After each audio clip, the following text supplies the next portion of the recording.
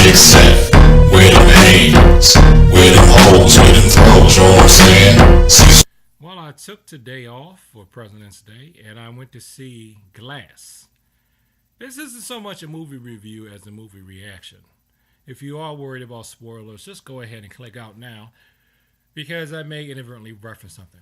But the basic premise of the movie is arguing that there are people who have extraordinary abilities among us. Things that people may consider to be superhuman. And that comic books are based on people who can do things that most of us can't do, that most of us would consider to be extraordinary.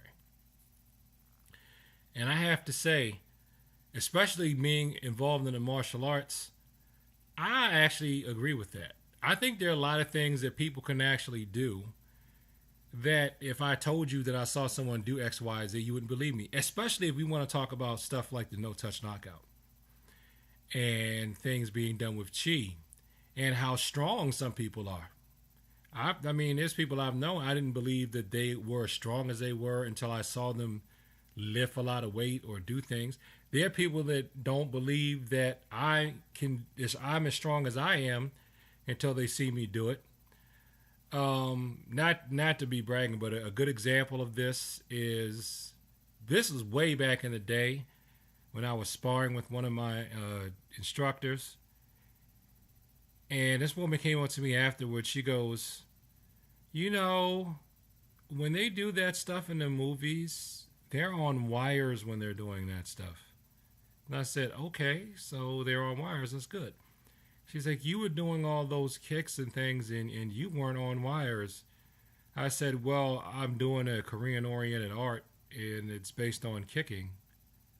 So I should be able to do a lot of these moves. And I was just doing the standard kicks and jump kicks, not the V kick or anything like that. There was nothing gravity defying. I still can't do a flip unless somebody throws me and I'm flipping out of something to avoid, breaking my neck. As far as like a floor routine like a gymnast, I'm not able to do that. I can do a cartwheel. I can bench press weight, especially now I've lost some weight. I can bench press more than my body weight. That's for sure.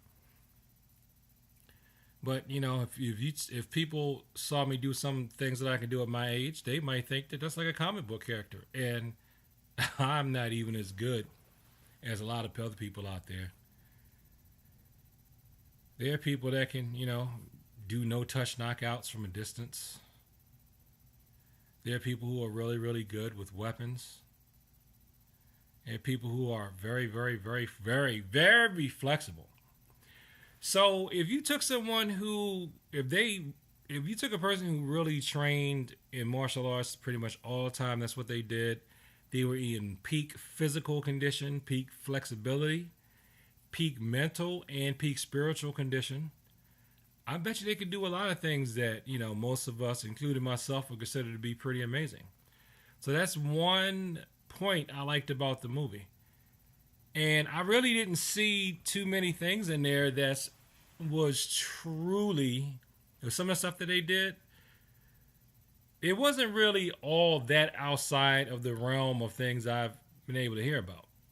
I mean, you can bend some wood, you can break and bend wood, or even some steel things if you understand the structure of the object and know how to exploit where its weak points are.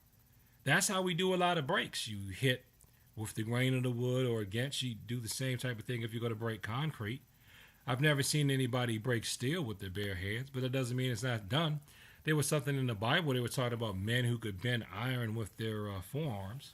Some people have seen some type of iron body demonstrations like that. I remember one time, this is when I was in college, I really can't do this anymore. One of my friends had left his keys up in the room, and I left my keys. I left my keys. I think it was I left my keys. He left his keys. He was supposed to have the keys because he knew I didn't have mine, and we couldn't get back inside. And he goes, I know you know how to scale the wall, though, can't you? You can do it. You can climb up there. I was like, no, I can't climb up there. I can't do that. Like, bullshit. Climb that damn wall. I looked at it, and I could climb it, and I climbed it.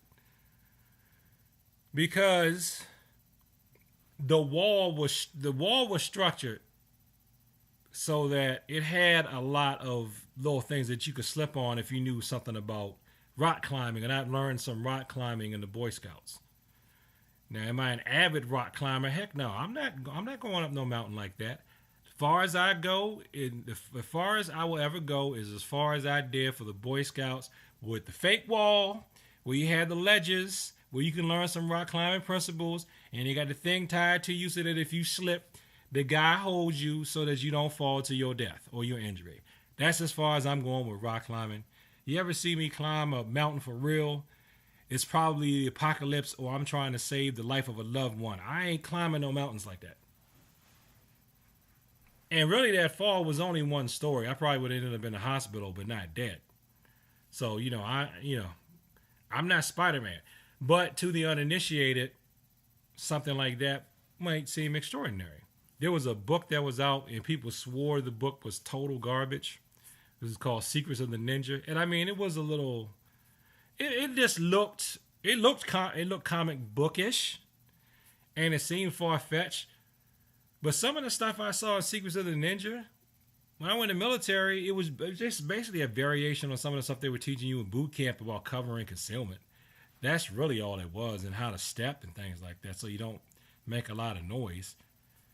It was basic training, but they put ninja on it, and oh wow, it's mystical. And there's even a secret. I'll give it away now because I can't do it because I'm too big now. Hiding in the gaps in furniture and putting something in front of you, like hiding in the space of a desk where your feet go. You crouch your body up in there like a contortionist. Hide in there. Pull a chair in front of you with like a coat draped over it so nobody could see you. If they're not paying attention, they can't see you. I used to do that to my roommate just to mess with them. I'm sorry, roomie. I'm sorry I was creepy like that, but I thought it was funny.